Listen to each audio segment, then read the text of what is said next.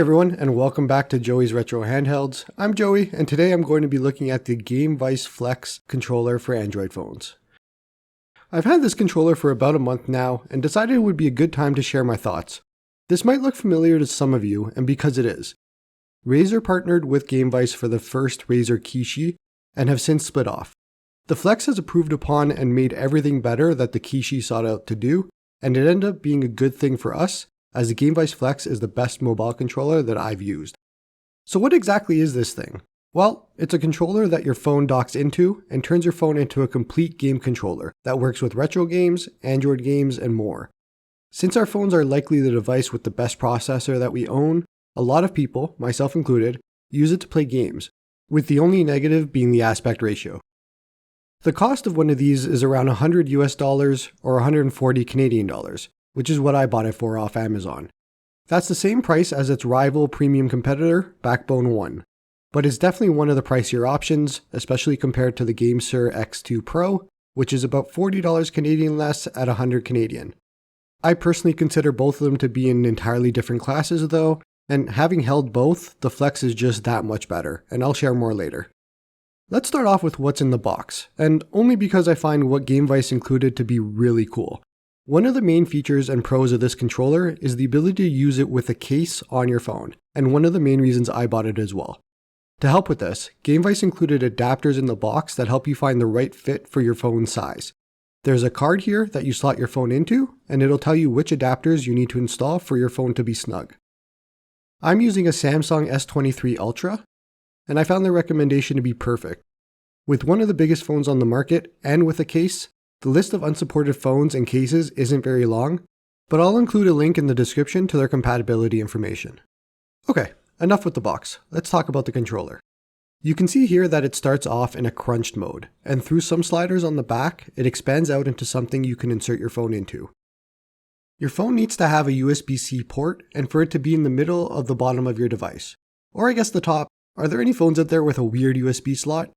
Once you found the right adapters for your phone, all you need to do is slot the phone in the connection end first, then pull the left side of the controller around and insert the top of your phone into it. You would think this would feel unsafe or wobbly, but honestly it's extremely snug.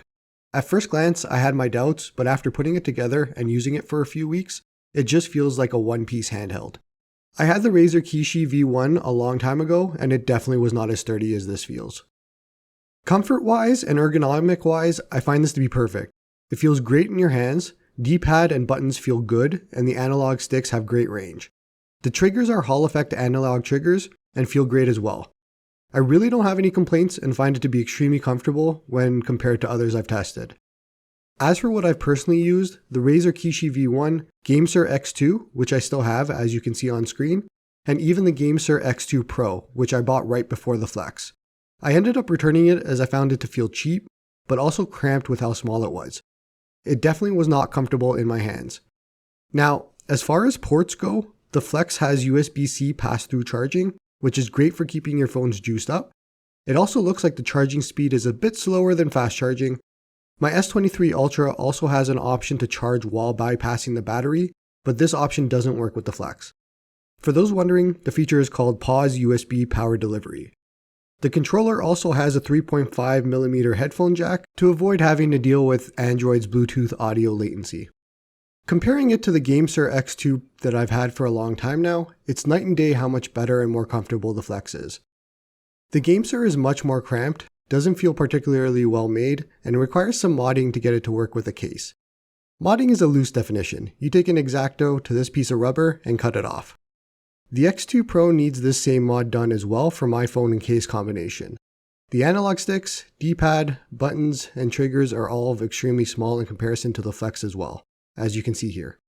Really, the only positive to something like the GameSir is their software, which I'll talk about more later. Let's test the D-pad in Contra to see how it performs. As you can see, it suffers from the same fate as most D-pads, where you end up with some false diagonals in games you play.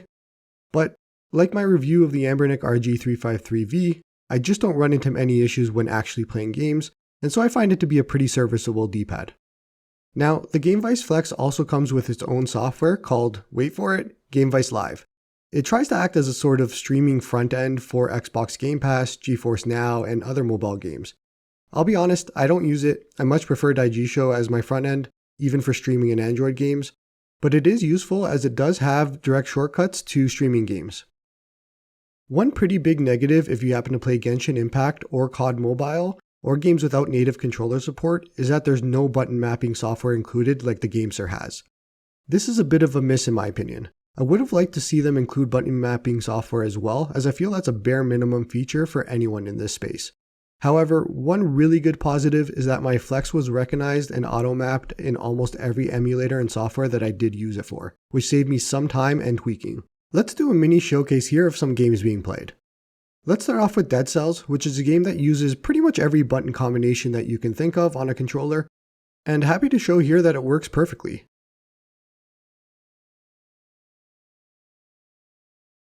And now one of the most demanding and hardest games to play, Vampire Survivors.